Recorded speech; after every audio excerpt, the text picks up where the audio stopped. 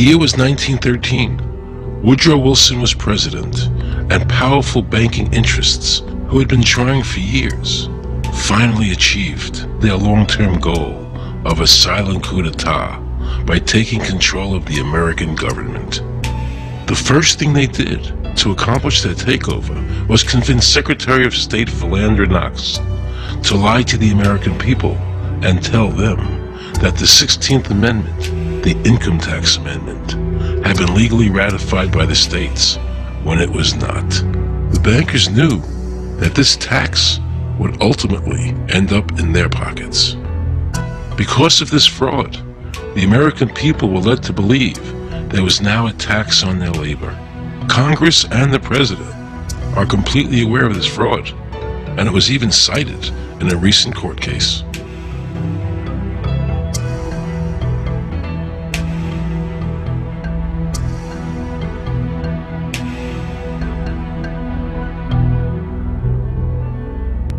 That very same year, the bankers committed their second and by far the most diabolical fraud ever perpetrated on the American people by bribing senators to pass the Federal Reserve Act without the required constitutional amendment.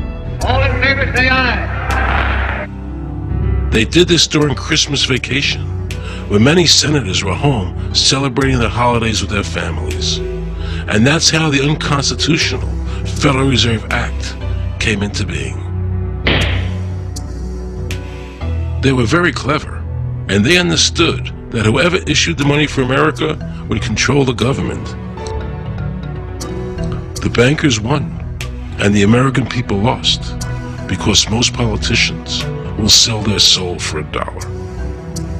And now the Federal Reserve could issue dollars legally. As Mayer Rothschild said, "Give me control of a nation's money supply, and I care not who makes its laws." He knew that he and the other bankers would now control the laws of the nation. Government gave these bankers one of its most important powers, and now had to borrow money from them and pay interest to finance the government. So the American people were forced to lower their standard of living and pay a graduated income tax to the government, just so the government could give these bankers more profits. President Woodrow Wilson, who signed the Federal Reserve Act into law, later said, in regret, "I am a most unhappy man. I have unwittingly ruined my country. A great industrial nation is now controlled by its system of credit. We are no longer a government by free opinion, no longer a government by conviction and the vote of the majority, but a government by the opinion and duress of a small group of dominant men."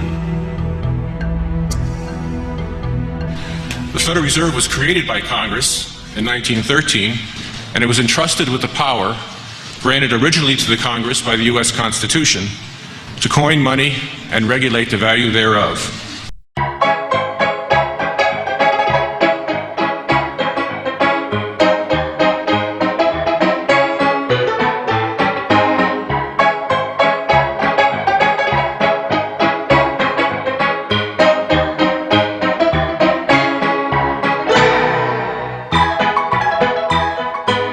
What's your name? Jan Crafting? Hi, Jen. I'm Aaron Russo. I produced the movie Trading. Is this a joke? Am I going to No, it's not a joke. Okay. No. I produced the movie Trading Places with Eddie Murphy and The Rose with Bette Midler. Many movies. I'm doing a feature film. And my film is about my quest to find out whether or not people pay income taxes. Do you pay an income tax? Yes, I do. You do? Have you ever seen a law that requires you to pay an income tax? Have I ever read it? You mean in the page, black and white? No, no. So you pay the income tax, I assume? Of late. Well, actually, no, I didn't file last year, but Okay. I'm sorry, is this on film? No, I paid my taxes. My question to you is, have you ever seen a law that says you have to pay an income tax?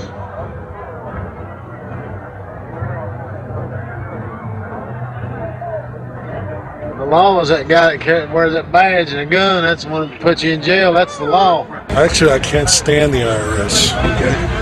They're evil. Do you have any fear of the IRS? Not really, because I'm Canadian. I think it's actually unconstitutional, is what I've heard. But to avoid any hassle, I pay it. If there was known law and I wasn't afraid of them coming and taking me to jail, absolutely I wouldn't pay taxes. Okay, then no, I wouldn't pay income taxes. It's a no-brainer. You wouldn't pay. I wouldn't pay it. Why would anybody? Because that's what they tell us we must do, else we're bad Americans. Would you pay it? No. Would you pay it? No. Why would you pay taxes if you're an actor? The income tax is not legal because it would be a direct tax and it is not apportioned.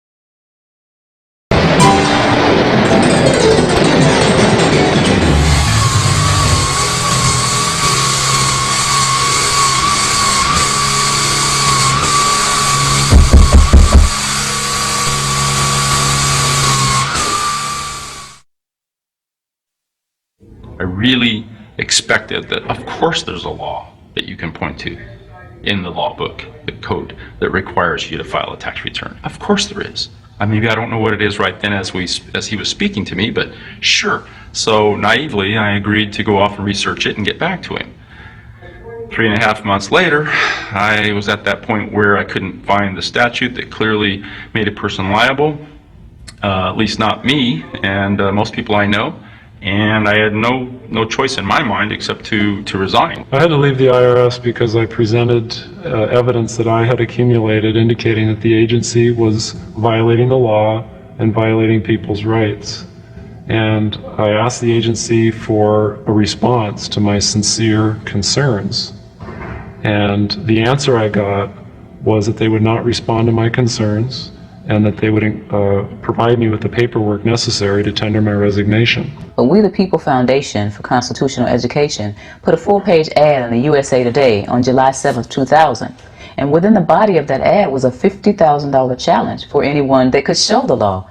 And to me, $50,000 is a lot of money. So I went after that and did the research based on the fact that I thought, let's put this baby to bed. I'm hearing all these rumors, I'm going to kill two birds with one stone. I'll answer these people's questions that are asking me, and then I'll win this $50,000. And, based on the research that I did throughout the year 2000 and that I'm still doing, I have not found that law. I've asked Congress, we've asked a lot of people in the IRS commissioners, helpers. They can't answer, because if they answer, the American people are going to know that this whole thing is a fraud. I was surprised to hear these highly trained and decorated IRS agents telling me there was no law requiring American citizens to file a 1040 or to pay an income tax on their labor.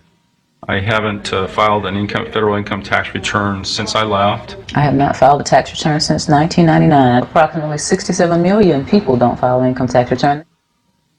I made a decision to go to Washington so I could attend the We the People Foundation press conference. They were going to serve a class action lawsuit on the IRS, signed by over 3,000 people, because the IRS has refused to show the law that makes Americans liable to file a 1040 or to pay an income tax on their labor. I was very curious as to why the IRS refused to show the law, as it seemed such a simple thing to do. Yet I was skeptical about the Foundation's claims. There had to be a law, right? We've all been told over and over and over again that we had to pay income taxes. No answers, no taxes. No answers, no taxes. No answers, no taxes. Most people believe that the income tax system is legal and that the revenue from the tax is used in the public interest. However, there is a substantial, conclusive body of evidence that proves that our income tax system represents the most pernicious form of tyranny. It is the greatest hoax ever perpetrated by government against the working men and women of America. American citizens, along with the foundation, have been asking the IRS to specifically provide them with the underlying legal foundation upon which they administer and enforce the personal income tax laws in our country. At the national level, when people would attempt to contact somebody of a much higher authority, say the commissioner, same kind of thing. They would get answers that were in effect non-answers. There are a group of people standing outside today who assert that no law requires you to pay taxes and that you will not answer their petition to the government as to whether they're required to pay taxes. Are they required to pay taxes? I've been paying my taxes ever since I had my first job, and I think it's a fundamental construct of our nation that those of us who expect and demand the services from our government that the government provides, be they the protection of our country through the military, or be they the education of our children, or be they the protection of our environment, that we must pay for those services. So yes, I think there is a fundamental obligation, and that it's an understood and well accepted one.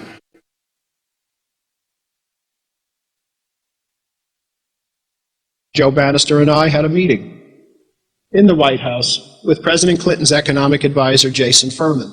He accepted the remonstrance for the president.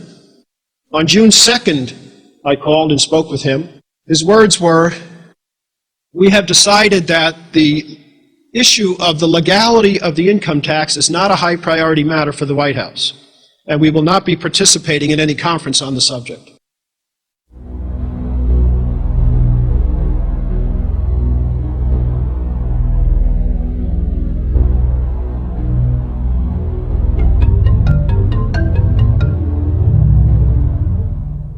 I decided not to eat until my death, or until the government agreed to send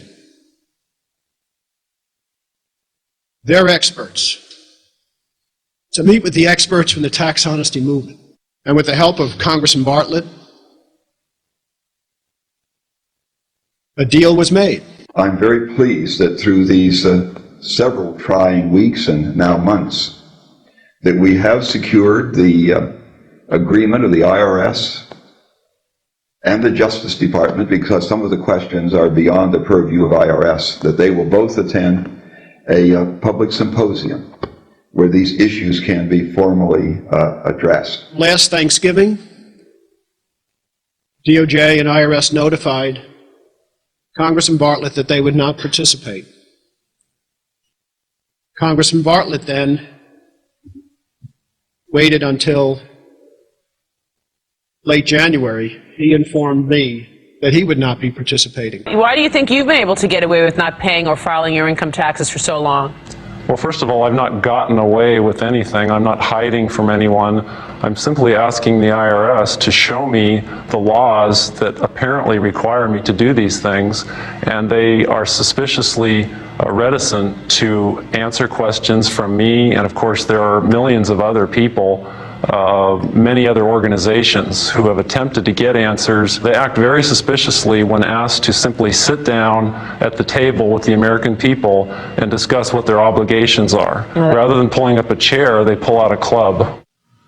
As a matter of fact, David K. Johnston of the New York Times asked Terry Lemons of the IRS, "Why won't the IRS answer the questions set forth in the petitions from the American people?"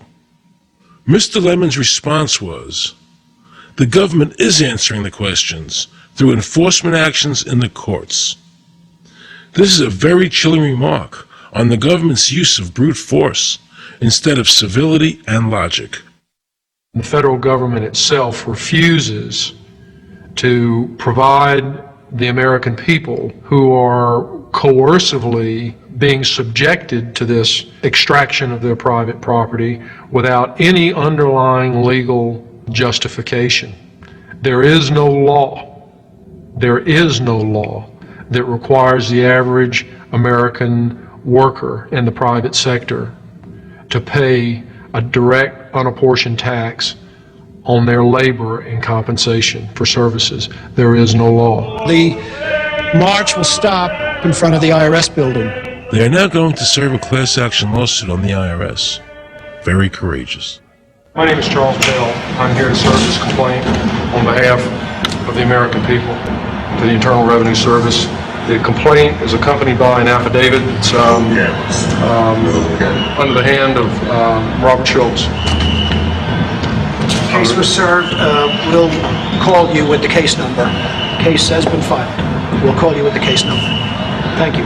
Okay, thank you. We appreciate your time. America, baby! Freedom! Today, effectively, the people have said to their servant government that that our rights are not going to be any longer denied, and that we're going to have answers to our petition, our legitimate, lawful petitions for redress of grievances, which are guaranteed in the First Amendment to our Constitution. So once and for all, we will get an answer. On August 31st, 2005, federal judge Emmett Sullivan ruled, the government does not have to answer the American people's questions, even though it is guaranteed in the First Amendment. Our courts have made a decision that government does not have to show the law that it enforces. And the press never reported on this. Have we given this judge the authority to overrule the Constitution, the very foundation of American life?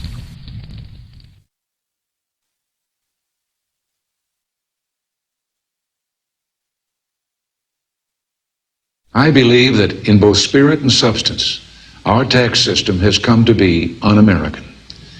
Death and taxes may be inevitable, but unjust taxes are not.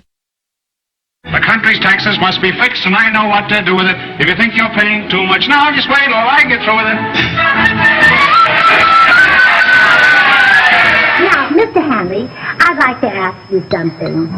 What does the government do with all the money we give them in taxes? When President Reagan was elected, one of the first things that he did was appoint a blue ribbon panel of business people headed by Peter Grace, and is commonly referred to as the Grace Commission. And their job was to research all the various areas of the federal government and make a report. One of the quotes from the Grace Commission is, 100% of what is collected is absorbed solely by interest on the federal debt. All individual income tax revenues are gone before 1 nickel is spent on the services taxpayers expect from government. If we pay the salaries of the congressmen and the senators, we're supporting them, aren't we? Well, yes.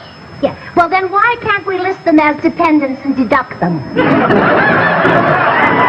We've been brainwashed. People have been told, that you need this income tax system to fund government, which is absolutely ridiculous. I mean, my question is, well, if that's true, how did we fund government from 1776 to 1913? The main purpose of the income tax is not to raise revenue, but to redistribute wealth and to control society. And a lot of people might say, well, gee, if there wasn't an income tax, what would happen to education? They don't understand that education is paid for the most part, out of state and local taxes, your property tax. People might say, well, how are we going to build and maintain our highways if there's no money coming into the government? We need our highways. There is a tax on every gallon of gasoline that people buy. Proceeds from the income tax do not pay for highway construction. The amount of money that we spend on defense is exactly equal to the amount of corporate income tax, which is quite legal and quite constitutional. I think we should not want the income tax for several reasons. One is that it is the instrument of totalitarianism. It is the means by which the government can manipulate people and put you into a condition of servitude. Every year, you give the federal government a form that says, here's how all my money worked. If you lie, you could go to prison. So you're required to give them a financial statement that under, the force of law could put you in prison if it's not impeccable, right? And under the law, they're supposed to do the same. They're supposed to give you back a financial statement that says, here's what we did with your money. Except you comply and they don't. In fiscal 99, the Department of Defense had 1.1 trillion of undocumentable adjustments.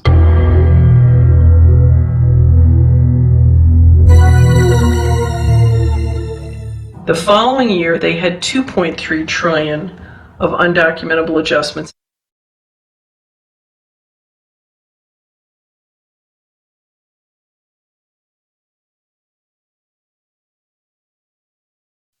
I decided to call the IRS. I spoke to Anthony Burke in Media Relations. He was very nice to me, and I explained to him that I was an award-winning film producer and that I was doing a documentary on the IRS. He seemed a bit stunned by this, then explained to me that Commissioner Everson nor anybody else would go on film to discuss the income tax. But he did say he would call me back. I thanked him for that, but I couldn't help wondering, why was the government making it so difficult for people to see the law? So I decided to bring my crew down to the IRS building to see if I could find some employees to interview. And here's what happened. I said, you cannot film me, that's it. Who are you to tell me I can't film here? What's the law? Just tell me where the law is that says that. Can you show me the law that says I can't film here? Is America a free country? I told him they couldn't film here, and he's asking 9 million questions. I told him that's a federal government law. Hey, I told him he couldn't film here. He told me he's a citizen and all that. So I couldn't film him. I'm saying, where's the law that says I can't film here? And I'm asking other questions, sir. Then Homeland Security showed up, because I was such a threat to Washington. You got a driver's license, huh? Yeah, I do. Put that away for me. After convincing Homeland Security I really wasn't Osama bin Laden, I kept wishing the IRS would allow me to interview somebody. Why wouldn't they show the law? What were they so nervous about? I began to have a frightening thought. What if it was our own government we had to be afraid of? With that disturbing thought in my mind, I went to see a group of tax experts. You can look through the statutes and look for the law that requires you to pay. And when you do that, you can't identify a law that requires the average person in America who earns a wage and works in private business to pay an income tax. The Constitution allows for two kinds of taxes. They're called direct and indirect. The federal government in the Constitution can tax almost anything, as long as it apportions the tax if it's direct.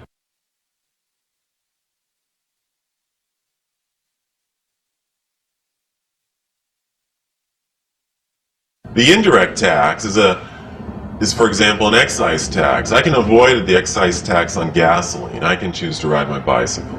I can avoid the excise tax on tobacco. I can choose not to smoke, or I can grow my own tobacco.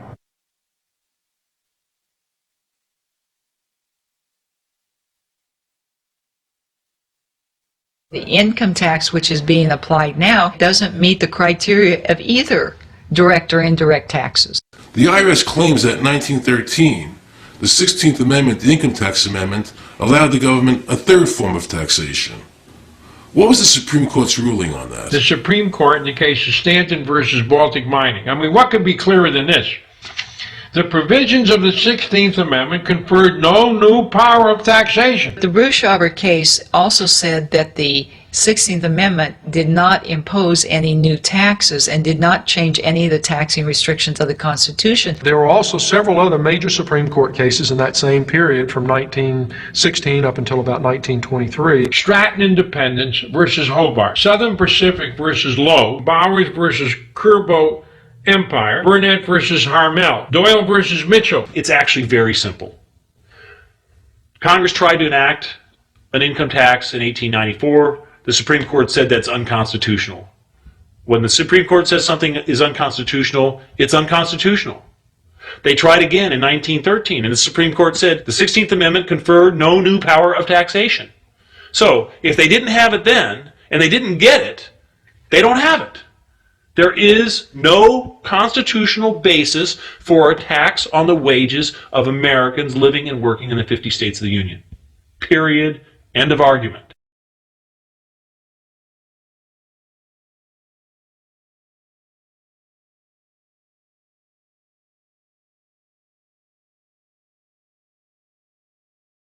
I have a letter here from Daniel Inouye's office of the United States Senate that says, based on the research performed by the Congressional Research Service, there is no provisions which specifically and unequivocally require an individual to pay an income tax. Period. End of story. There is no law And to date, nobody has been able to show that there is a law for the average American citizen working day in and day out to pay an income tax. The definition of income in the Constitution was given in the Eisner versus Macomber case, and it turns on gains or profits that are made from some activity. Doyle versus Mitchell, 247 U.S. 179, 1918. Here's what he said. The idea of gain or increase arising from corporate activities. In other words, it doesn't mean wages, it doesn't mean dividends, it doesn't mean alimony. It means a gain or a profit arising from corporate activity.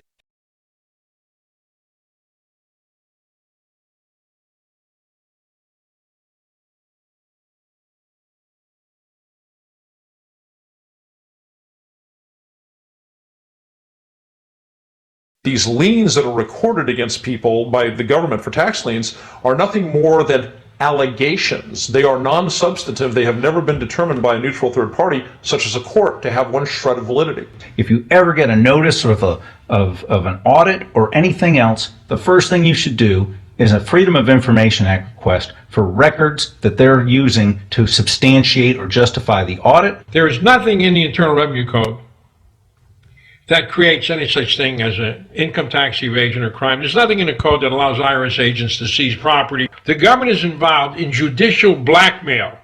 The government knows that if it legally seizes somebody's property, that person doesn't have the funds and he can't even get a lawyer who can help him. I conducted investigations in the Title 18, the Criminal Code, the U.S. Criminal Code.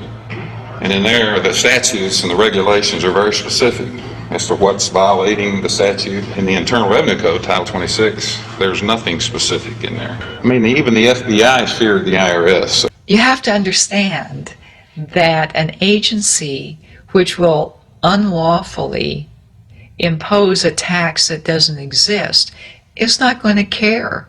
If we, the people, don't know what our rights are, they're not going to tell us. If Americans just learned that the IRS was actually knowingly deceiving them, that would be enough for them to rise up and put a stop to it. This small booklet includes the Constitution of the United States, the Bill of Rights, the Declaration of Independence. This is a document that every citizen should read. It's a document which freed an entire nation.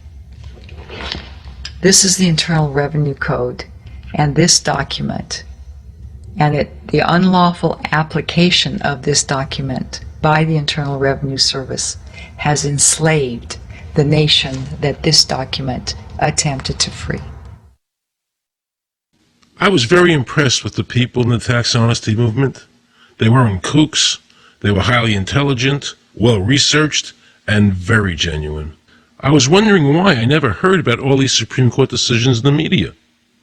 So I really wanted the IRS's point of view, because to get the true story, it was imperative I hear both sides. I kept wishing Anthony Burke would call me back. He seemed like an honest man. I then proceeded to call my message machine. Hi, this message is for Aaron Russo. This is Anthony Burke at the Internal Revenue Service. Let me suggest some people that you might want to think about talking to. One would be Don Alexander, who's a former commissioner who's here in town in Washington. Another would be Sheldon Cohen, who is both a former commissioner and former chief counsel. All those guys, I think, can answer your question about, where in the tax law it says that you have to pay taxes. Wow, good news, I thought. So I called Sheldon Cohen because he used to be the IRS commissioner, he wrote the tax code, and he was also general counsel to the IRS. He is a true expert, and I couldn't find a better person to answer my questions. He graciously agreed to my interview. The reason I'm doing this documentary is because there are many people in America today who believe that there's no law that requires them to pay an income tax or file a 1040. And there are many people going to jail for it, fighting over it. The Internal Revenue Code is authorized by the 16th Amendment. I think it should be clarified. I think government should be transparent to the people. Why doesn't the IRS commissioner sit down with them and just explain it in clear English? Why? I don't think they really care. I think they're just playing word games. You don't think they're sincere people? No, I don't think they're sincere people. What does voluntary compliance mean? And why does the IRS code say it's voluntary to comply, not mandatory? That's a word euphemism we use. We use voluntary compliance when we talk about traffic signals. Most people at 2 o'clock in the morning, do you stop at a red light? Yeah. Is there a cop there? Sometimes I don't. Well, I do, and most of us do. Most of us do. Right. But that's voluntary compliance. That was a complete perversion of logic. Traffic laws state that it is mandatory to stop at a red light. The IRS code says it's voluntary to comply. Mandatory and voluntary are the complete opposite of each other. Yet he wants us to believe that they mean the same thing.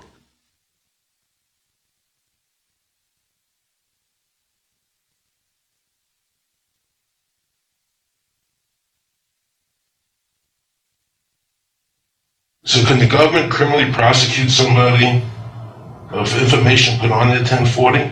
Yes. Right, so doesn't that violate the Fifth Amendment?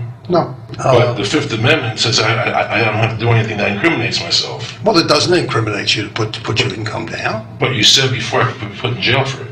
The commissioner wants us to believe that although the IRS demands that you fill out the 1040 and you can go to jail for it, that they are not violating your Fifth Amendment rights of self-incrimination.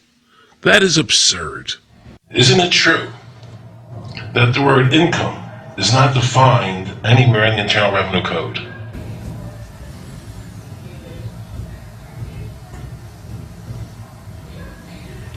The law says that the government has a right to tax income from any source derived. So, but the word income is not defined in the code. It just says income without a definition That's right. of what income is. That's right. Correct? Yeah. But there are many different kinds of taxes. Well, then how can an American citizen know what income is if the code doesn't define it? If they're paying an income Because tax... the courts have all defined it. Do you remember what constitutional attorney Edwin Vieira said? The definition of income in the Constitution was given in the Eisner versus Macomber case, and it turns on gains or profits that are made from some activity. So the Supreme Court has ruled income is not wages, it's not labor, it's gain from corporate activity. I believe that a man's labor is his private property. That's your view, but it's not the law. The Supreme Court's even said your labor is your private property. When I go to work for somebody, it's a trade. It's an even exchange. I do some work, you give me some money.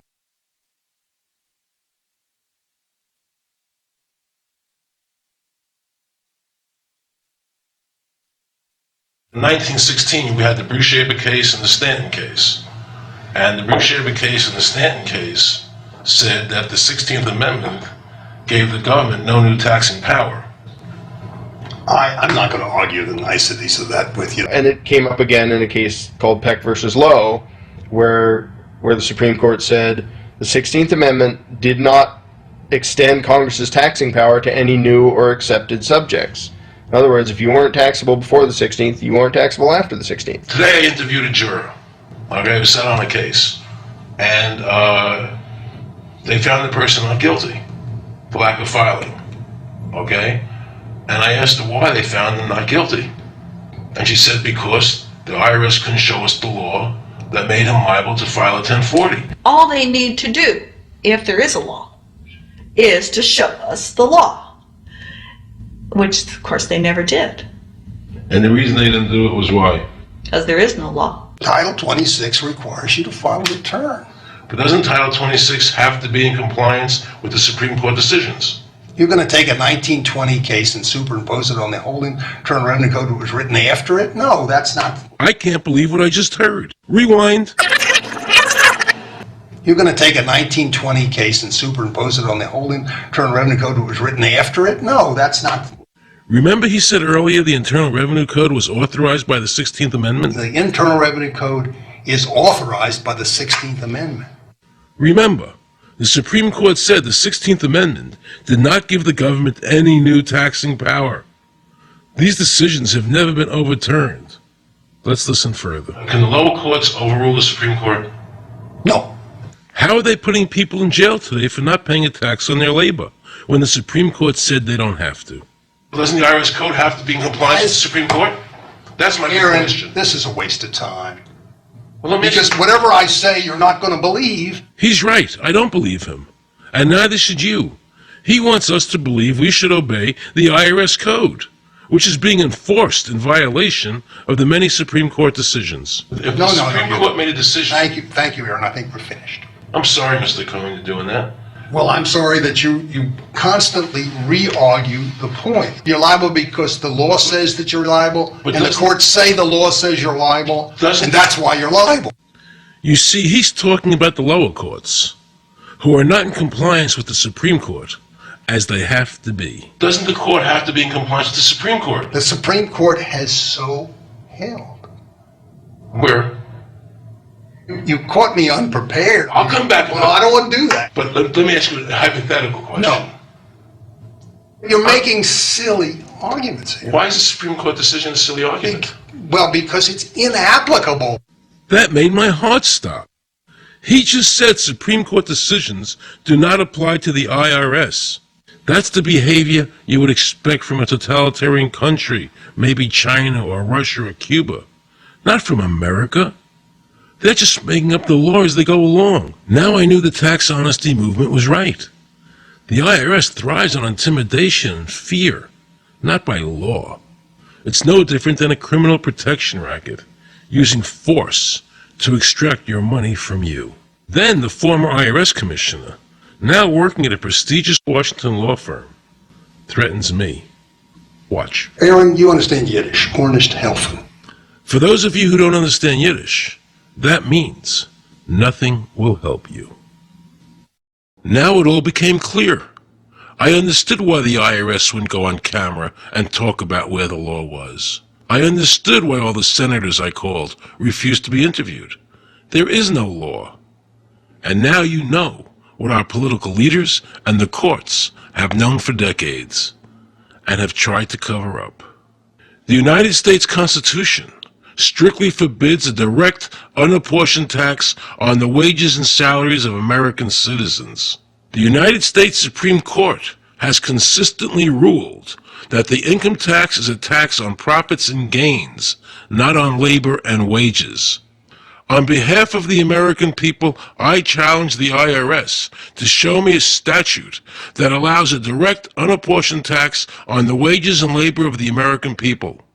And if I'm wrong, I will give my most humble apologies to the IRS. If the IRS is wrong, and there is no law, then every person who's been jailed should be let out of jail immediately, and any assets seized should be returned to their rightful owners.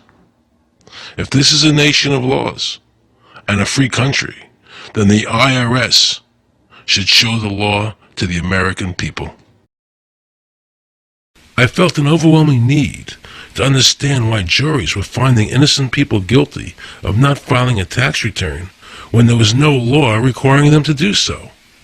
So I went to talk to Marcy Brooks, a juror who used her common sense and did not allow the judge to railroad the jury into a guilty verdict.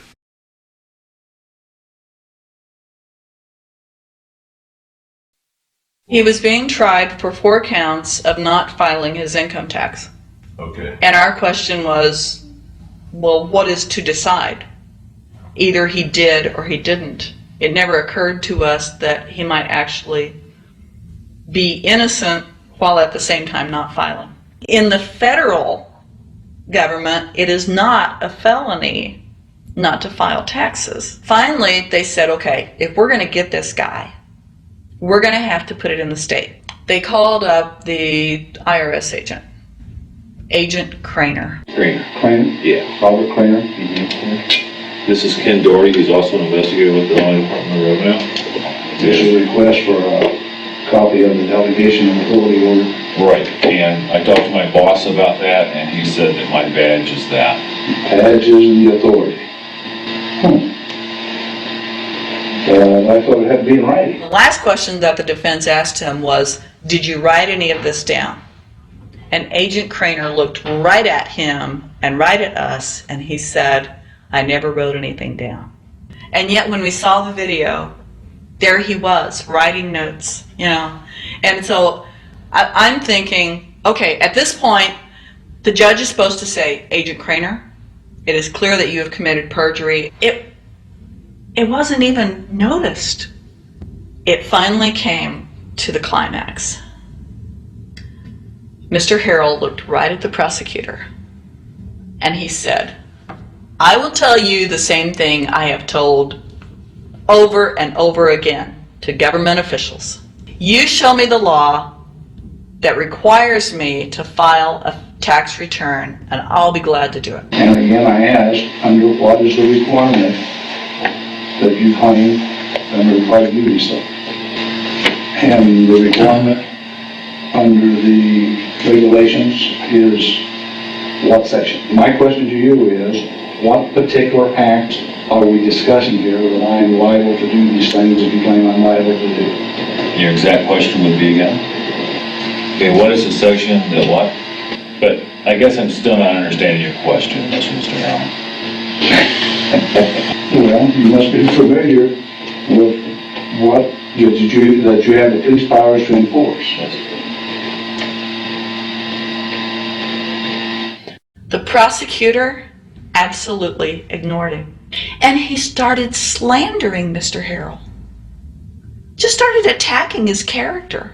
They're calling us tax cheats, they're calling us fanatics, they're calling us weirdos. I don't care what you call me, but I have one question. Where is the law? Show me the law.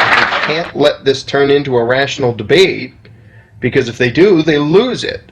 So they have to insult people and say it's frivolous. We felt like that there was an overall arrogance and that they were railroading Mr. Harrell and wanting us to participate. Judge Coogan, he looked right at us and he said, I will instruct the jury according to the law.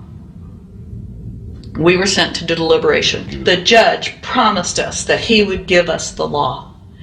And we looked and we looked and it was not there. We wrote a note to the judge asking for a copy of the law. 10 minutes later, we get a note back. You have everything you need. But there was no law. And he had promised us. At that point, I felt betrayed.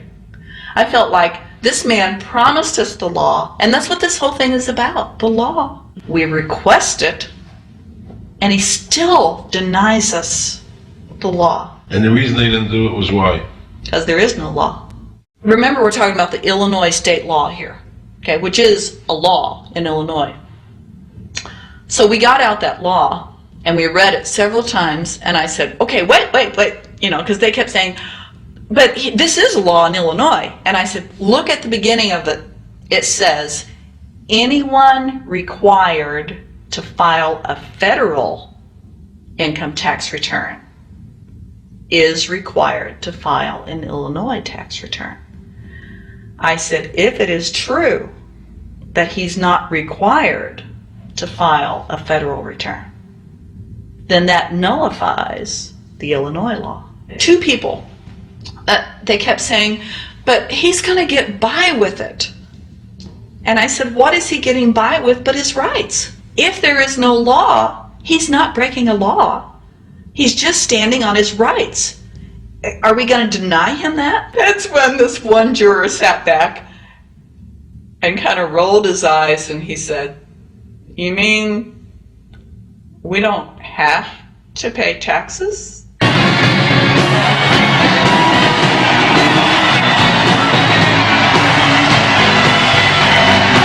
All of a sudden we realized that this trial was much bigger. And the ramifications of this trial were going to be so broad if it actually got out.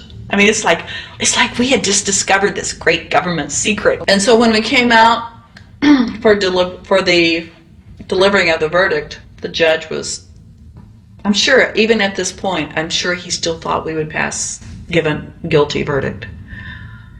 And the reason I say that is because of the look on his face when the first not guilty was read. His face just turned white. I mean, it's like, I don't believe this. The second time, you could hear people out in the audience, just in the courtroom, just going, wow, and the judge is just getting red in the face. I mean, he was just livid. And the judge got up and left. I sat there and I thought, this truly is a victory for the people. And I have never felt more patriotic. And I knew that we had done the right thing. I looked at that man, Mr. Harrell, and I thought, the system might not work all the time, but this time, for that man, it did. In November 2004, the government arrested former IRS criminal investigator Joe Bannister.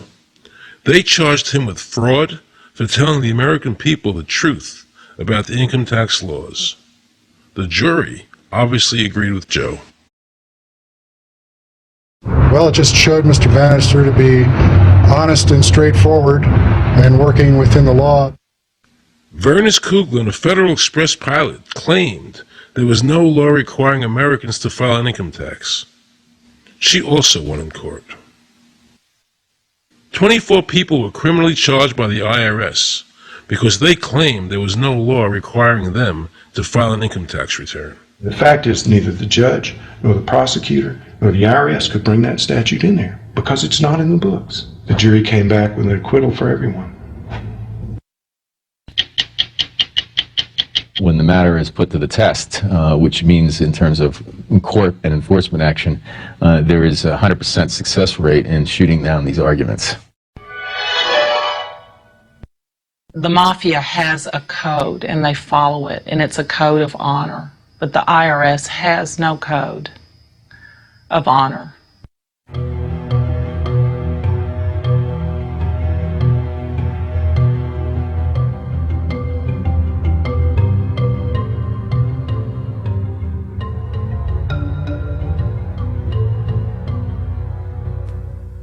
Meet Judge Dawson, a federal judge presiding over the Irwin Schiff tax case, who denied Irwin the ability to prove to a jury that there was no law requiring Americans to file an income tax return. He denied Irwin the right to prove to a jury there was no law by stating, "I will not allow the law in my courtroom." But the judge made sure the government never had to show the law as written by telling the jury, "You must follow the law as I give it to you." Nobody can know what the law is, because the law is what the judges say the law is. The lower courts today will not allow people, especially in tax cases, to bring in Supreme Court decisions as their evidence.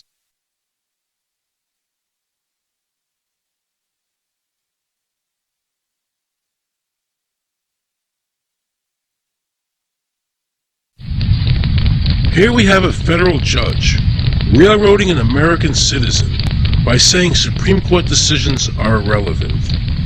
And again, nothing from the press defending our freedoms.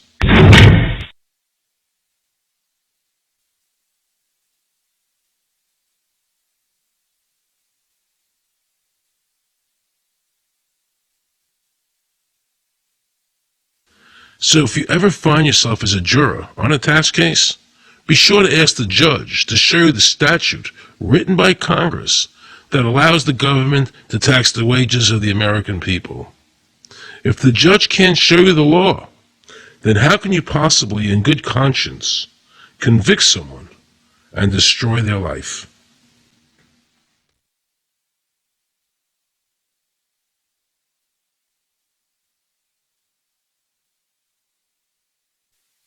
Let's see how the IRS treated one of America's greatest heroes, and someone I cherished as a child.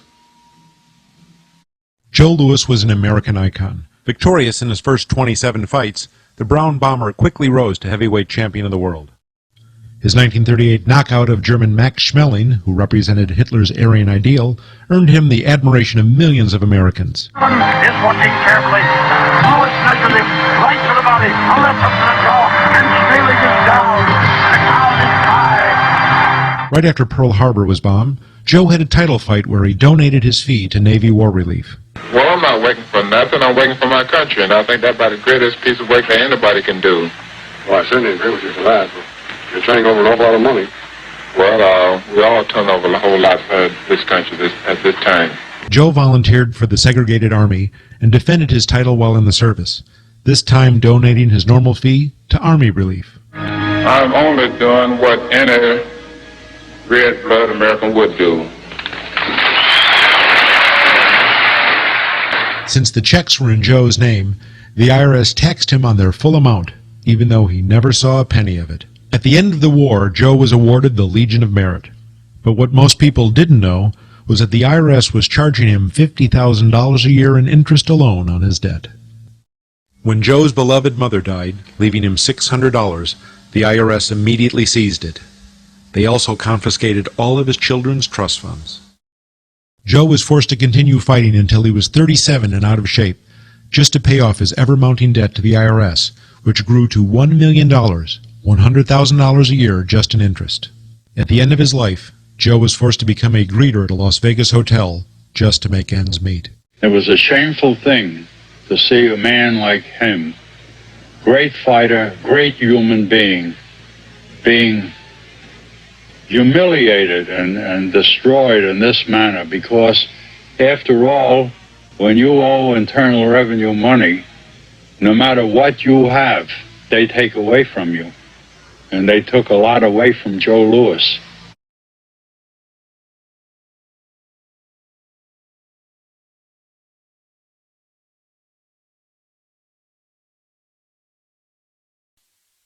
I made a decision to drive to Virginia Beach from Washington because I had heard stories about two law-abiding families who had been brutalized by the IRS. They were falsely accused by their bookkeeper of being drug smugglers and tax cheats. And incredibly to me, without any investigation, the IRS proceeded to raid their place of business and their homes, even though they had done absolutely nothing wrong. On Saturday morning, 4 different raiding parties proceeded to raid 4 locations on a Saturday, the day before Easter. I was the manager on duty, and I was up in the deli, and people came through the door. How many came in the door? Maybe about 15 or 20 people. 15 to 20 armed agents. With dogs, with guns. They made me get everybody they went in the kitchen, they went in the deli, they went all over the whole restaurant, told all the customers, took forks out of their hands while they were eating their breakfast, and told them they had to leave. I got the frantic call from Edie, and she said something wrong. So anyway, I jump out of bed and I immediately run to the shower. I'm in the shower, and the next thing I know, I hear my son yelling, "Dad!" I went like this, and boom, I'm slammed against the door and I fall down with the gun in my head. And they're like, "Where's Scotty Miller?" And I'm like, "Dad!" That's all I'm doing is yelling. I'm scared, frightened to death. And then the next thing I hear is Mr. Miller, the shower curtain is jerked back. I've got a gun pointed at my head. Hold it right there. The screams from the little girls who were at a pajama party with my daughter. There was 4 little girls there with my daughter. Of course, mayhem. There were about 3 men in my bedroom with huge guns.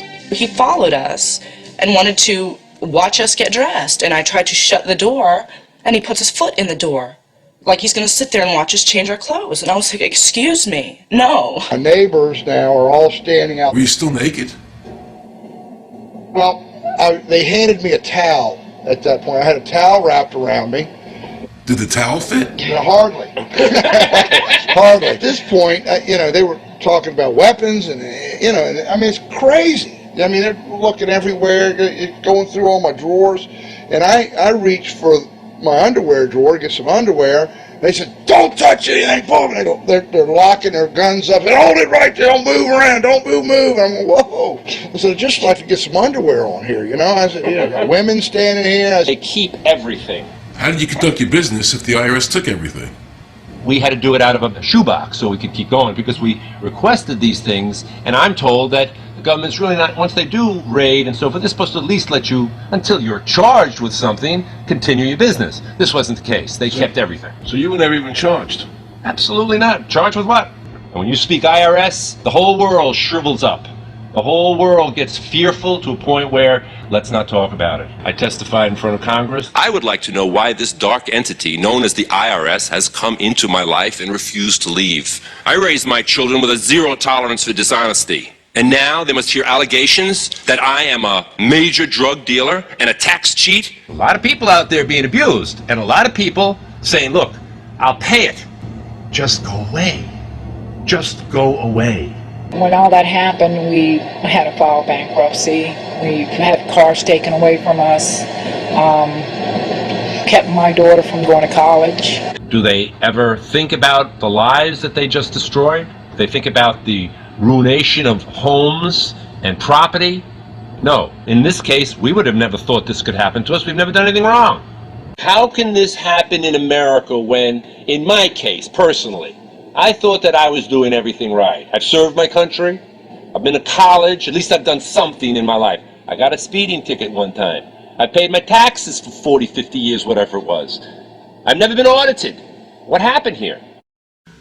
I had this really uncomfortable feeling in the pit of my stomach as I was thinking to myself, how did America transform itself from being a truly free country with a servant government where our individual rights were protected by our Constitution to being a country that talked about being free but really wasn't? The change started when the Federal Reserve came into existence and America adopted one of the major planks of the Communist Manifesto by bringing to America this central bank. The very same people that backed the Federal Reserve System also backed the graduated income tax, a second plank from the Communist Manifesto. You know that the Federal Reserve is a private bank and not a government agency? No, I wasn't aware of that. It's a private bank? That would scare me quite a bit. What if you learned that the Federal Reserve makes money off the taxes you pay? How would you feel about that? Angry. Like I'm feeling right now. I would feel cheated by my government. I'd be angry. It kind of sucks. They're pretty much in control of everything. I decided to drive back to Washington to see Dr. Ron Paul. He had been a congressman for over 20 years. I had met him previously in 1998 when I was running for governor of Nevada, and I knew him to be an honest and sincere man, and I thought he'd be very helpful in letting me know what the future holds for the American people. Who owns the Federal Reserve? It's secret, and we can't find out what's happening. But the Congress created it, and it's not authorized in the Constitution. The government borrows money from a private corporation using the name Federal that prints United States on it, and then it pays back to the Fed, which is owned by private banks. We don't know who all those private banks are. The money that the government is paying back to the private bankers is the money that comes from you and me. Why in the world would the American government borrow money and pay fees on it when it has the authority to make the money itself interest-free? The Federal Reserve is no more federal than Federal Express. I've never seen a full list of ownership for the Fed. I don't think anybody has. The government works for a private bank, and the private bank works for its owners, the true masters. People talk to me about, the issue of Republican versus Democrat, as if they don't get it. And I say, look, here's the way you get it. It's organized crime. All you do is you call the Republicans the Genoveses, and you call the Democrats the Gambinos. The people at the top, they treat it like a crap game, like it's their crap game, like they're making lots of money. Occasionally somebody at the table shoots each other, but the moment anything threatens their crap game, they all unite to protect it. They're both controlled by the same financial, economic, and corporate interests. Once the banks get into the picture and they form a partnership with the government gives them the legal power now to create bank-issued money backed by the coercive power of government to require everybody to accept that bank money. In the course of the last century, they've converted this nation from a nation of independent freeholders to a nation of employees. And they're just one step away from being serfs. Most people spend the great bulk of their money for taxes, interest, and inflation. And all of that money goes to these two groups that comprise the cartel and their partner, the federal government. It's not a coincidence. So if Congress used its legal authority to shut down the Federal Reserve System, the American people would be much better off. Government should create, issue, and circulate all the currency. Creating and issuing money is the supreme prerogative of government and its greatest creative opportunity. Adopting these principles will save the taxpayers immense sums of interest, and money will cease to be the master and become the servant of humanity. Abraham Lincoln. Young people today are conditioned practically from the cradle on up to think that credit is a wonderful thing. You don't want to damage your credit. You want to do what you can so that you can go to the bank and get a good loan. There are no people who own their own property, who own their own houses, who own their own business, who finance their own business. They're only debtors. The average young person today has no concept that he's being drawn into a web, a trap. Like he's in the feudalist system, only he's going to like it. He's going to think, this is wonderful. I got my new red Corvette and I'm in debt for the rest of my life, but I'm looking good. A decision was made. Let's get all the debt up, let's move the jobs abroad, and instead of re-engineering your skills, we're going to dumb down America, and so the middle class will disappear. Really what most of the people in this country have become is food for the debt machine. When a person borrows money, it puts a noose around their neck and makes them servant to the lender, which is exactly what the Federal Reserve System is designed to do. And now our Congress, so dominated by the banks, is helping them to entrap people even further by passing new bankruptcy laws, making it more difficult for the people to declare bankruptcy and get a fresh start, while at the same time allowing the banks to charge very high rates of interest. This is the way the Democrats and Republicans, working with the banks, legally enslave the nation. Credit card industry is a huge political contributor. And unfortunately, a certain number of... It just seems so, like I say, just bald. This idea that credit card industry gives a lot of money to the government, so they will protect them even to the just abject disinterest of their own constituents. That happens kind of a lot. The board of directors of the Federal Reserve System is chosen by the president from a list prepared by the bankers themselves. The process of finding a Greenspan replacement is ongoing and is being managed by a small group of people responsible for coming up with a list of nominees. It's important that whomever I pick is viewed as an independent person from politics. If the American people ever allow the banks to control the issuance of their currency, the banks and corporations that will grow up around them will deprive the people of all property until their children wake up homeless on the continent their fathers conquered. Thomas Jefferson. So the Federal Reserve is actually an illegal entity functioning within government. It's illegal, and what we have given to this so-called agency is the authority to counterfeit money. Do you have any points of view about the Federal Reserve and how the Federal Reserve operates? They just enter something on a computer. Oh, you need 20 billion today. Here's 20 billion, but they got that out of thin air. It came out of thin air, it goes to the Treasury then pays the bills. So it's no different than monopoly money.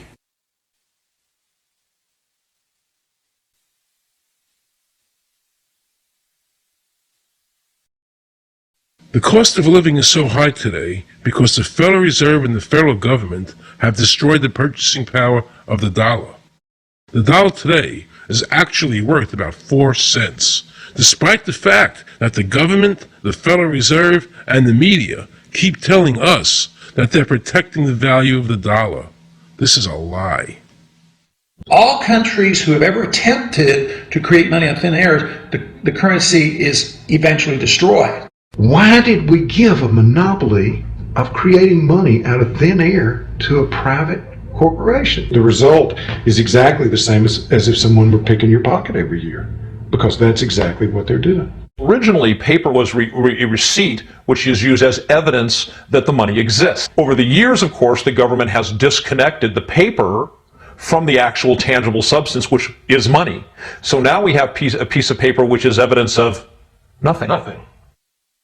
In the past, people were able to take their receipts, the paper, to the bank and get the real money, the gold, in exchange for the receipt.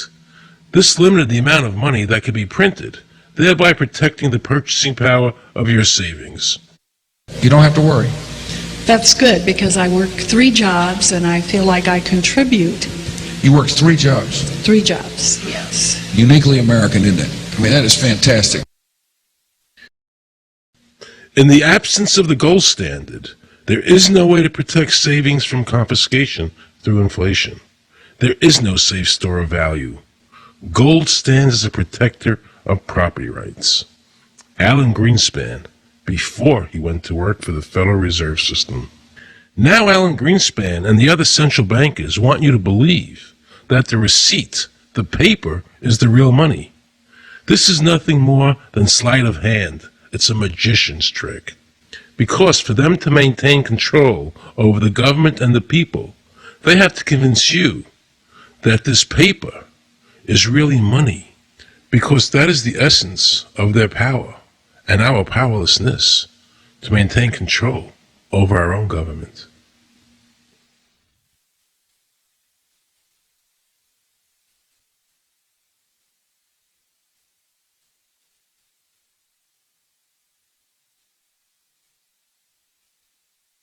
What happened to the gold in Fort Knox? Nobody really knows. When I served on the Gold Commission, I asked them to really, do another audit. I remember it was 15-2 and said, we don't need to audit the gold. It's supposed to be the American people's gold, and so we would like an accounting to tell the American people what is there. I've been told that the Federal Reserve has taken control of the gold as collateral for the dollars they print. They list gold on their balance sheet. Well, how can the Federal Reserve, this private bank, list gold on the balance sheet? They claim they're holding that for the Treasury.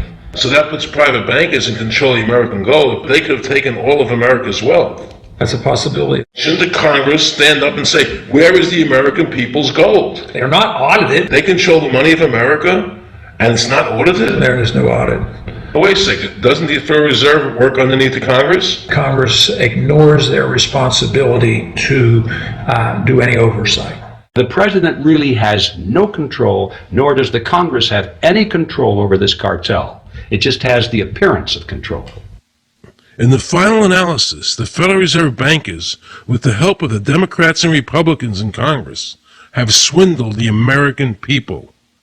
They have taken the true wealth of America, the gold, and given us a piece of paper in return. And again, not a word from the press.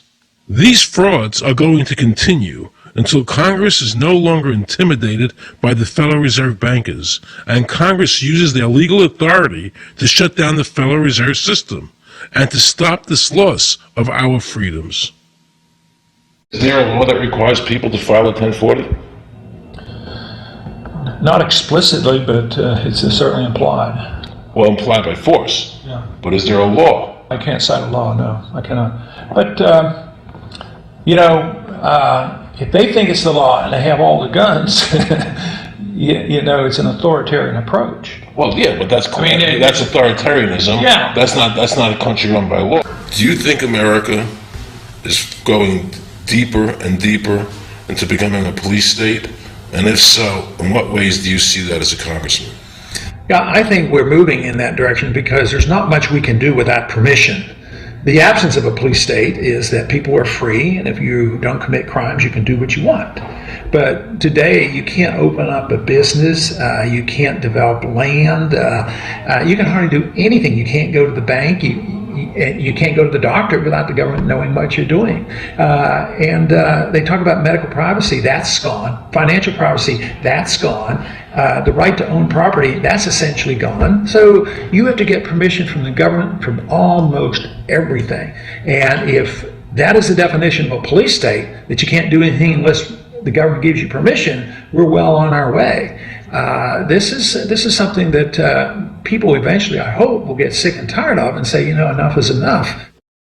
I sincerely believe the banking institutions having the issuing power of money are more dangerous to liberty than standing armies.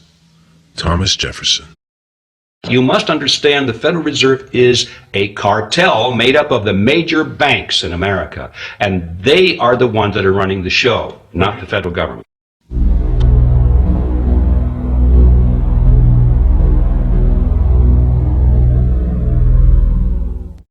The powers that be behind the system, the financial interests, are able to exercise a disproportionate amount of influence on not only the economic structure of the country, but the political structure.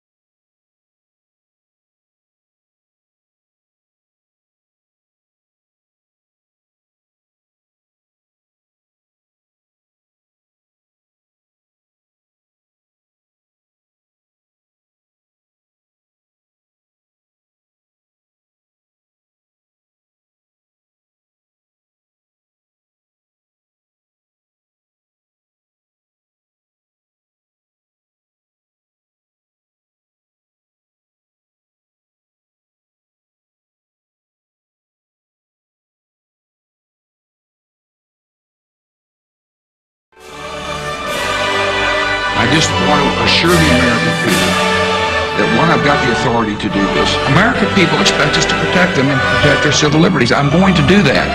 Preserve, protect, and defend the Constitution of the United States. The Constitution of the United States. So help me God. So help me God. So help me God.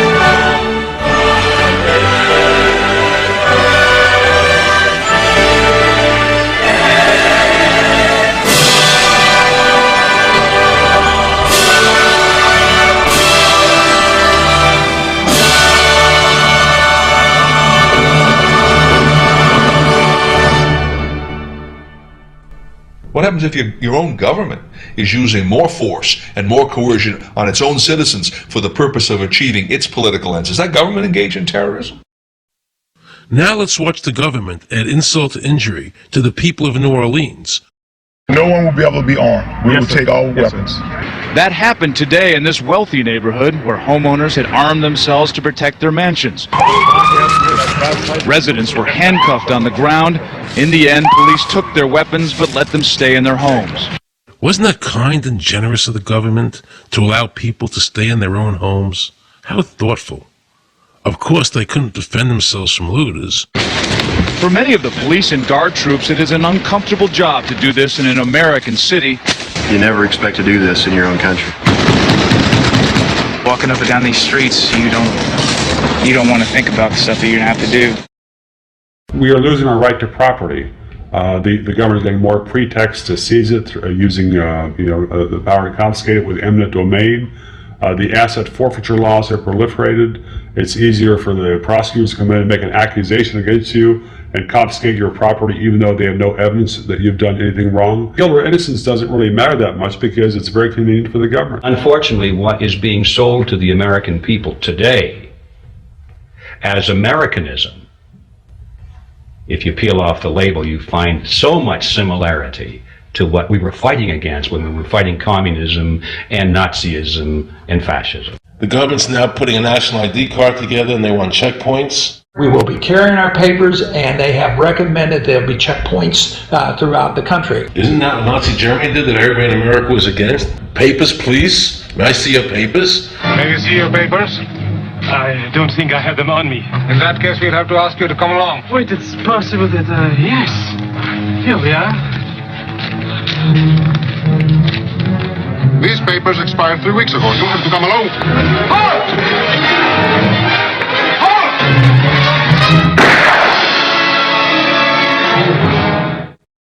The new legislation, the national ID card is in it. It takes 3 or 4 pages to describe it, and it will be connected with our driver's licenses. The states will be instructed on exactly what they have to do. Social security numbers will be used. Some type of a physical proof, such as fingerprints or retinal prints, have to be on it.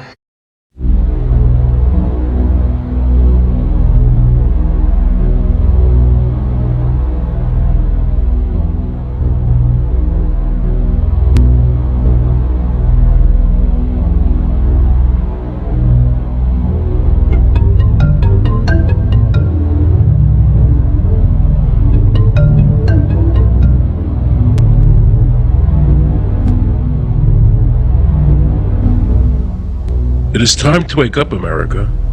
These ID cards are not about defeating terrorism, but they are all about controlling the American people.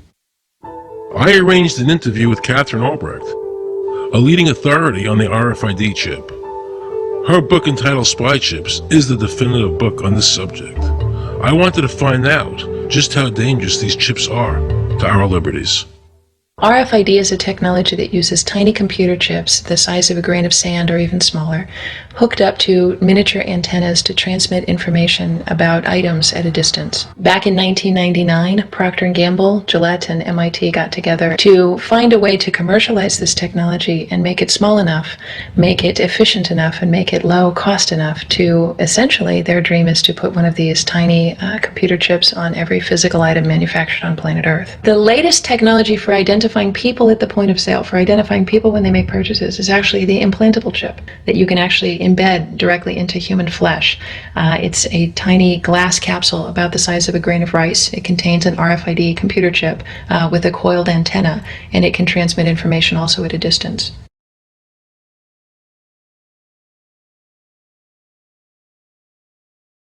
Can a microscopic tag be implanted in a person's body to track his every movement? There's actual discussion about that. You will rule on that, mark my words, before your tenure is over. Homeland Security folks, the Department of Defense, and others have expressed an interest in being able to more closely monitor the U.S. populace. And one way to do that, of course, would be being able to determine who buys what and where they take those things.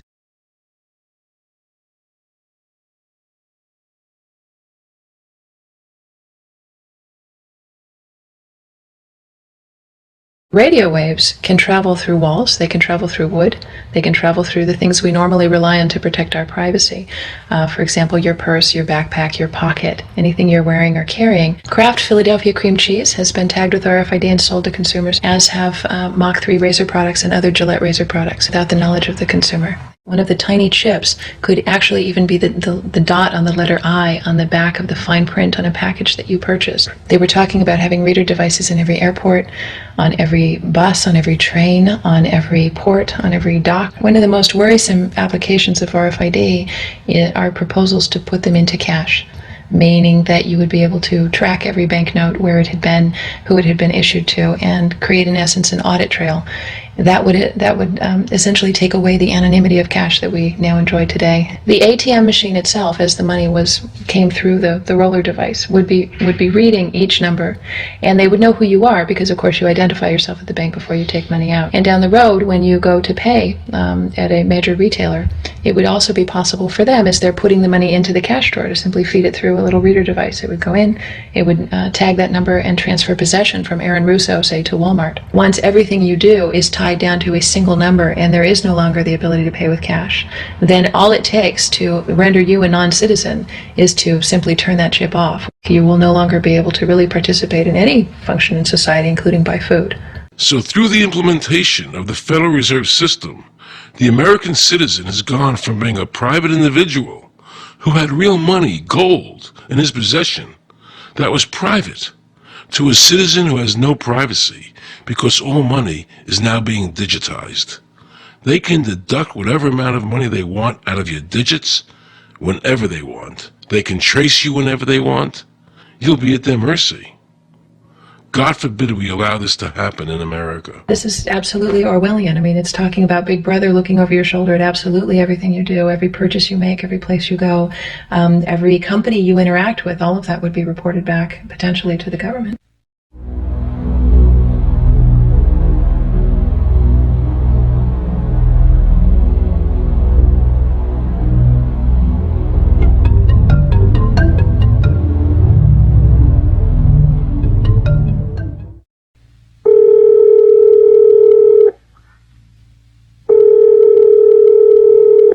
Pizza Palace, guaranteed hot in 30 minutes or it's free. This is Mary. May I take your order? Hi, Mary. Yes, I'd like to order. Is this Mr. Kelly? Yes?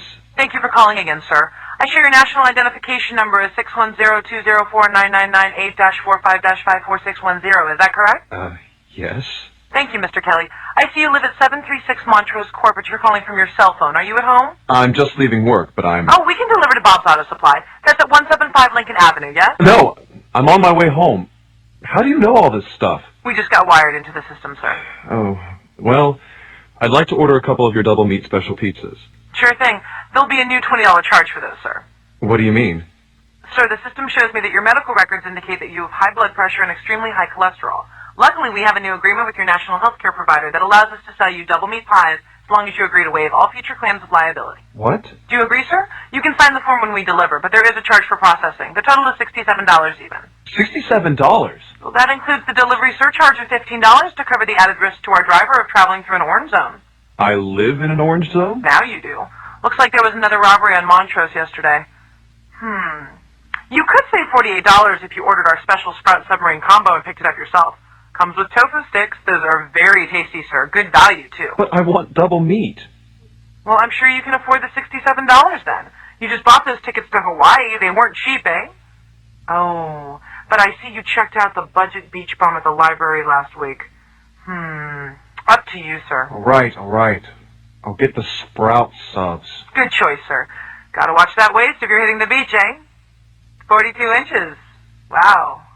Man, I'd say tofu and sprouts is, like, required. That's how much? Just between you and me, there's a $3 off coupon in this month's Total Men's Fitness magazine. Your wife Betty subscribes to that, right?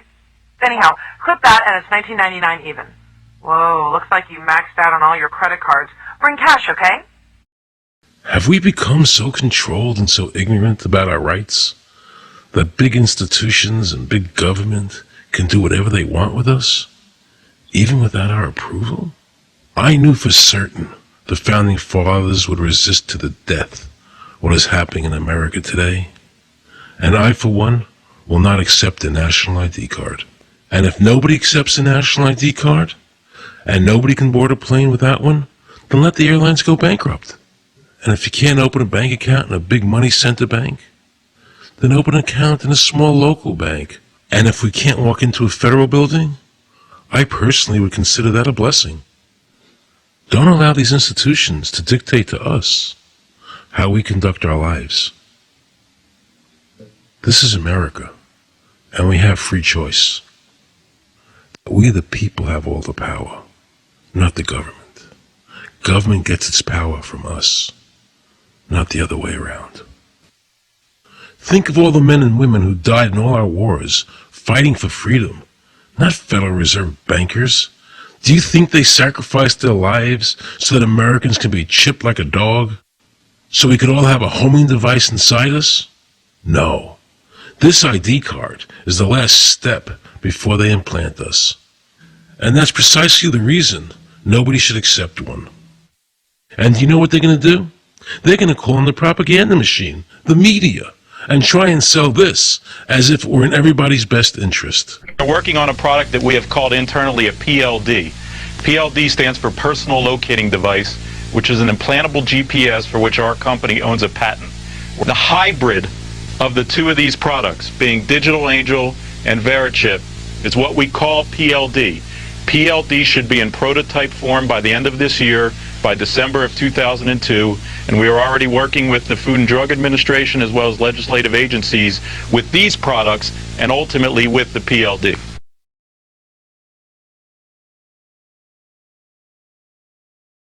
We have a Florida family who are really pioneers in a brave new world. They have volunteered to be the first ever to have microchip identification devices implanted into their body. After 9/11, I was really concerned with the security of my family. I wouldn't mind having something planted permanently in my arm that would identify me. Talk about identification papers. Watch what happens to a woman in Florida whose license was suspended.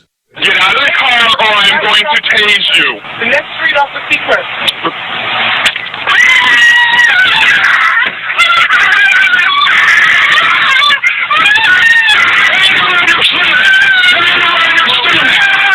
On your stomach. Do it now. Put your hands behind your back. Do it now. Do it now or you're going to get tased again. Do it now. Do it now. On your back. Put your hands behind your back. Put your hands behind your back. You can't. Come here. Oh, God. You got blood on your Oh my God. You tased me and you handcuffed me? Yep, you're under arrest. For what reason? Your license is suspended. All the power is in the people. And to the extent that government becomes alienated from the people, does things that people don't want, power is transferred until you finally come to a police state, totalitarian state, whatever word you want to give it, where the desires of the people really have no consequence. They go out and they vote. Doesn't make any difference which candidate they elect. I'm a programmer. I work for NASA, work for ExxonMobil, work for Florida Department of Transportation. Mr. Curtis, are there programs that can be used to secretly fix elections? Yes. How do you know that to be the case? Because in October of 2000, I wrote a prototype for President Congressman Tom Feeney at the company I worked for in Oviedo, Florida, that did just that. And when you say did just that, it would rig an election? It would flip the vote 51-49. Whoever you wanted it to go to and whichever race you wanted to win. And would that program that you designed be something that elections officials that might be on county boards of elections could detect? They'd never see it. So how would such a program, a secret program that fixes the election, how could it be detected? You would have to view it either in the source code or you'd have to have a receipt and then count the hard paper against the actual vote total. Other than that, you won't see it.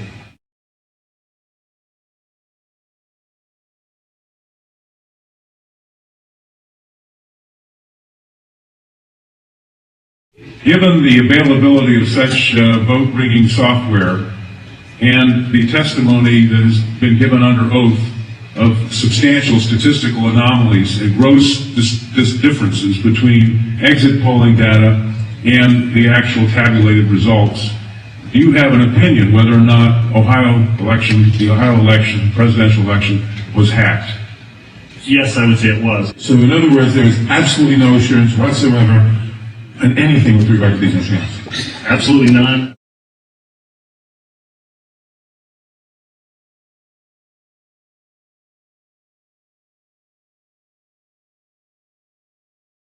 Anybody who trusts electronic voting machines should have their head examined.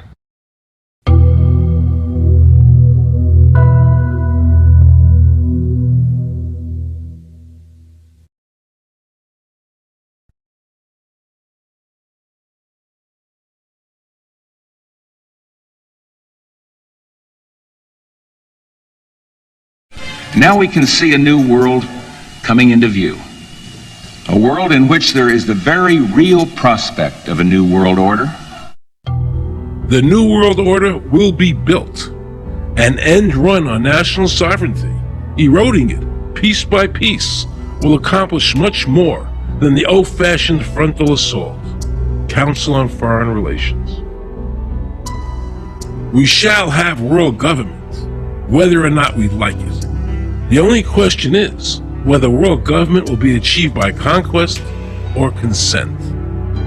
Paul Warburg, Council on Foreign Relations and architect of the Federal Reserve System. There's a group that get together internationally and they sort of play God with our money. You think that's part of what George Bush said was the One World Order? They can't have a new world order only with a world police, military. Right. I think the financial system ultimately is even more important than the guns. The central bankers of the world are working together to create a one world government, a global police state as sinister as anything George Orwell ever wrote about, where every person on the planet Earth will have an RFID chip implanted, where the bankers and the governments can monitor every transaction you make. A chip in everybody would be the universal monetary system par excellence, because there'd be no escape from it, and you'd be totally under the control of those who issue the electronic impulses in that chip. Their strategies are being accomplished through the World Trade Organization, the International Monetary Fund, and the Bank for International Settlements, which is the central bank for all the central banks of the world. Most people don't have a clue that these unelected private bankers actually control the governments of the world.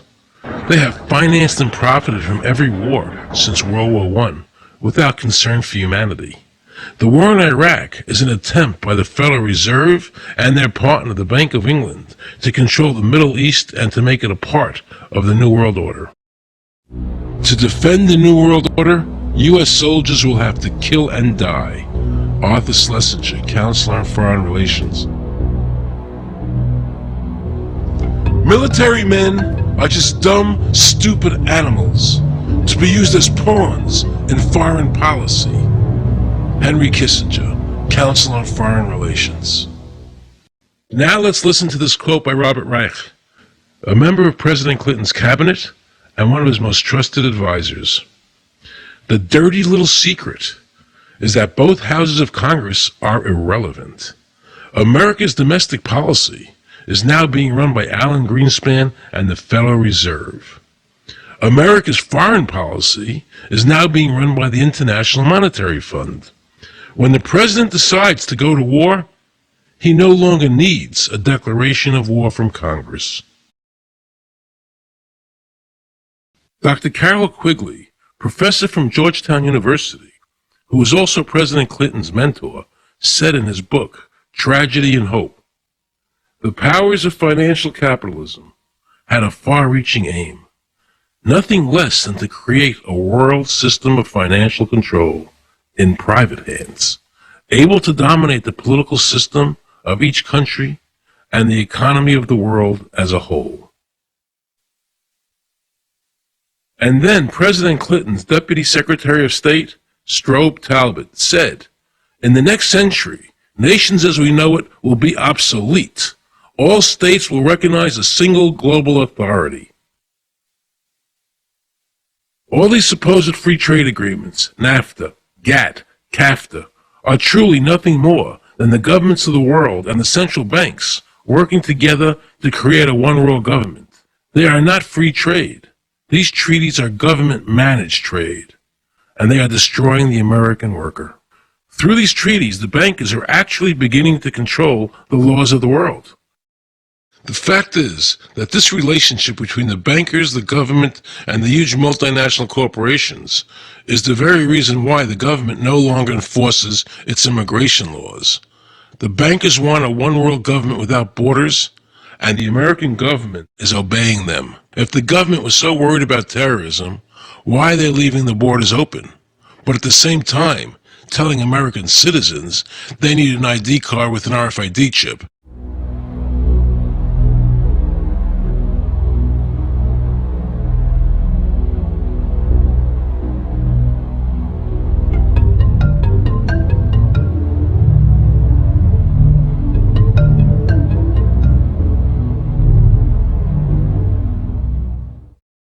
The Bush administration's open borders policy and its decision to ignore the enforcement of this country's immigration laws is part of a broader agenda. President Bush signed a formal agreement that will end the United States as we know it, and he took the step without approval from either the U.S. Congress or the people of the United States. Bill Tucker reports. The Security and Prosperity Partnership of North America sounds benign, hardly like a policy that critics call NAFTA on steroids. It's a deal that few have even heard of. It's being done again by very few people at the very top on behalf of the investment class, but the working class of people. Political officials across our country, from communities, from cities and so forth, they don't know anything about this. Yet it was agreed to by Mexico's President Fox, Canada's Prime Minister Martin, and President Bush in 2005. Administration officials counter their critics by saying everything about SPP is on the White House website, and they say the partnership is not a treaty but more of an outline of priorities between the United States, Mexico, and Canada.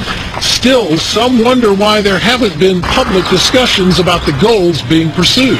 You know, I was asked the other day about whether or not I really thought the American people had the stomach to stand up and stop this nonsense, this direction from a group of elites in absolute contravention of our law, of our Constitution, every national value. And I hope, I pray that I'm right when I said yes, but this is beyond belief. Look what happened in Europe. The people that voted down the European Constitution wanting each country to stay sovereign. Yet the private central bankers are pushing the governments forward to make this Constitution happen, even though the people voted against it and clearly do not want a world government nor one European government.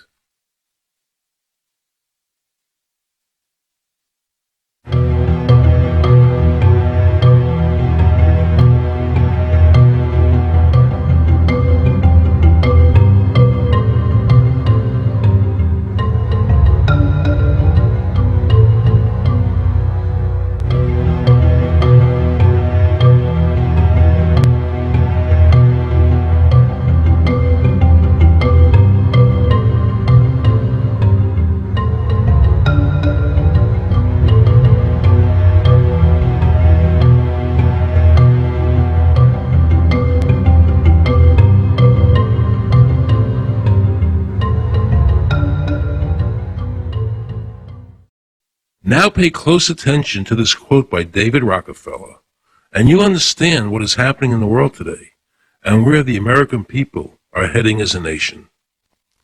We are grateful to the Washington Post, the New York Times, Time Magazine, and other great publications whose directors have attended our meetings and respected their promises of discretion for almost 40 years.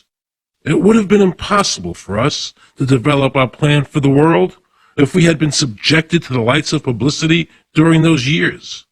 But now, the world is more sophisticated and prepared to march towards a world government.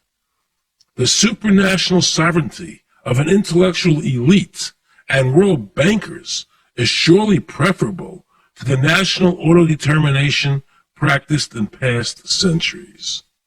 David Rockefeller, a member of the Council on Foreign Relations, actually believes that we would be better off if he and his bank of friends ran the world.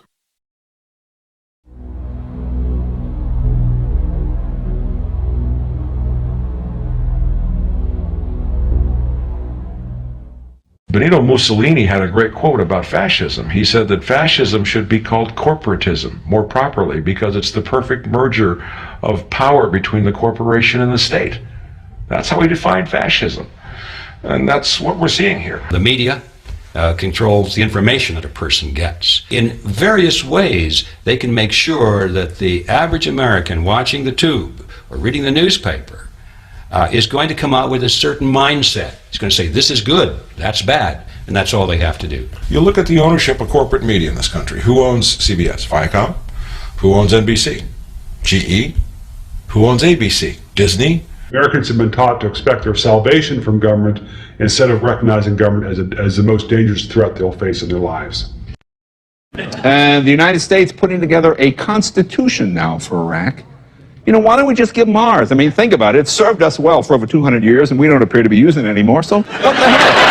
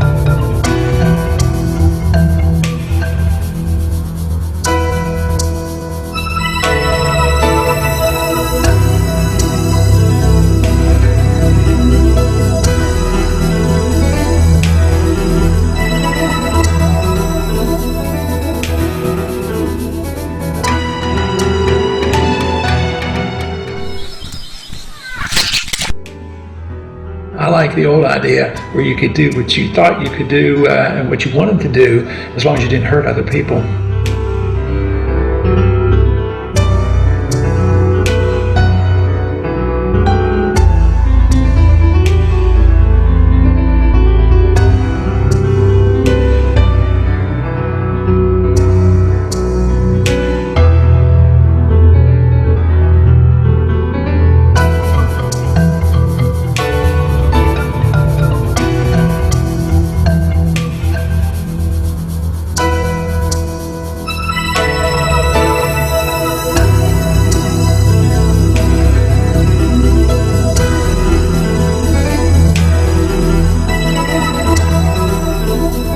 I think that the ultimate choice that's being presented to mankind is that it's time to either evolve or perish. Grow up or die. Become adults. Act like adults. Take some responsibility.